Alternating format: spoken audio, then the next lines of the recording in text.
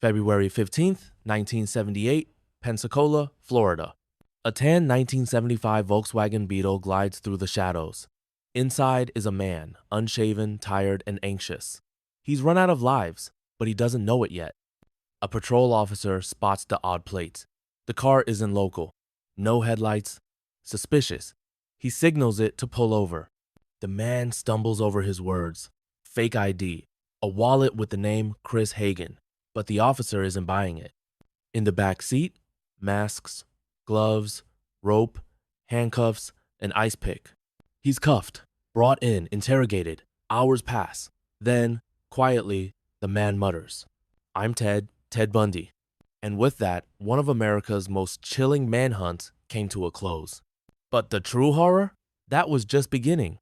Ted Bundy didn't look like a predator. He was clean-cut, educated, studied psychology, attended law school. He volunteered at a suicide hotline, helping strangers find hope. That's what made him terrifying. He was the darkness we never saw coming, a wolf who wore the perfect sheep's clothing. He once said, "I don't feel guilt for anything. I feel sorry for people who feel guilt." Born in 1946, Bundy grew up believing his mother was his sister. His grandfather, a violent man, was likely his father. He tortured animals, stalked neighborhood girls, but he wore a smile at school and charmed his way through adolescence.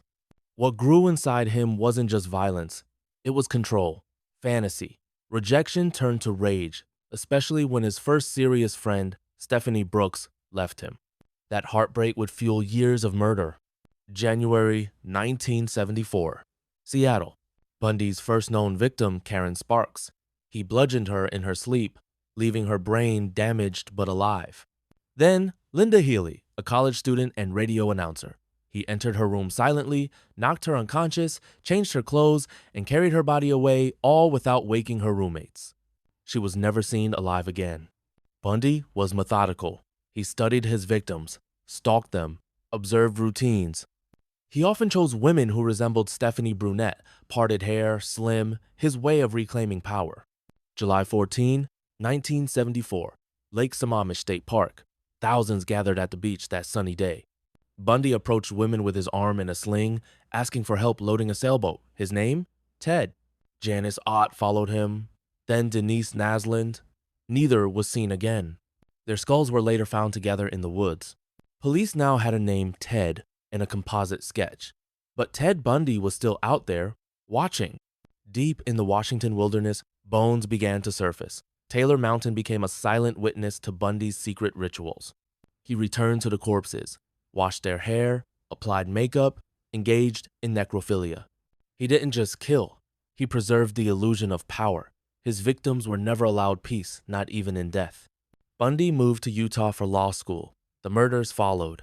Nancy Wilcox, Melissa Smith, Laura Aim, Deborah Kent, all vanished within weeks.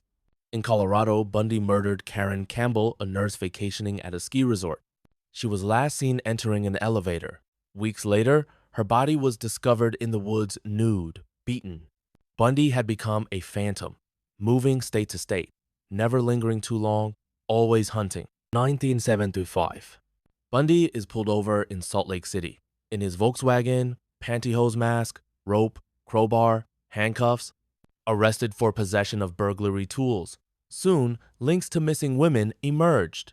He was connected to the attempted kidnapping of Carol DeRanch, one of the few women to escape. Carol identified him in court. Bundy was convicted. But justice would not come quickly. December 1977. While awaiting trial in Colorado, Bundy escaped through the courthouse window. He wandered free for 6 days, then recaptured. But in January 1978, he escaped again. This time through a hole in the ceiling of his cell. By the time anyone noticed, he was already on a bus to Chicago. He made his way to Florida, a ghost with no ID, no plan, and no conscience. And then he exploded. January 15, 1978, Tallahassee, Florida. Just after 3 a.m., Bundy slipped into the Chi Omega sorority house at Florida State University. In under 15 minutes, Margaret Bowman was strangled with a nylon stocking. Lisa Levy was beaten, raped, and bitten. Bundy left a perfect dental imprint on her skin. Karen Chandler and Kathy Kleiner survived barely. Bundy fled only to attack Cheryl Thomas in her apartment nearby. The violence was no longer calculated. It was frenzied. Bundy was unraveling. February 9, 1978, Lake City Junior High. Kimberly Leach, 12 years old, left class to retrieve a forgotten purse. She never returned. Bundy abducted her, assaulted her, murdered her. Her body was found in a shed discarded like trash. It was this murder that would later seal his fate. 5 days later, Bundy was caught in Pensacola. He resisted arrest, kicked, fought, but it was over. In custody, he tried to fake names again, but police found stolen IDs, credit cards, and blood evidence. Bundy, once a ghost, was now very real, and America demanded answers. Miami, 1979, the first nationally televised trial. Bundy, ever the narcissist, represented himself. He cross-examined witnesses, including the sorority survivors. He flirted with reporters, but the evidence was crushing. The bite mark on Lisa Levy matched his teeth. Fibers, hairs, blood, all linked him to the crime scenes. It took the jury less than 7 hours to declare him guilty. Bundy was sentenced to death. But for nearly a decade, he toyed with the system, filing appeals, confessing to more murders, offering information in exchange for time. He claimed to have killed over 30 women. Experts believe the number is far higher, perhaps over 100. January 24, 1989, Florida State Prison. Crowds outside cheered. Some held signs that read, "Burn, Bundy, burn." At 7:16 a.m., Ted Bundy was executed in the electric chair.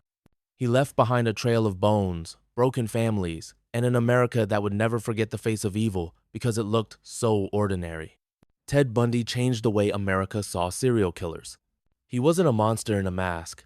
He was the man next door, polite, charming, smart.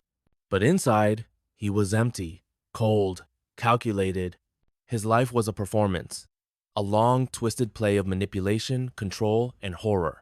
He once said, "We serial killers are your sons, your husbands. We are everywhere, and there will be more of your children dead tomorrow."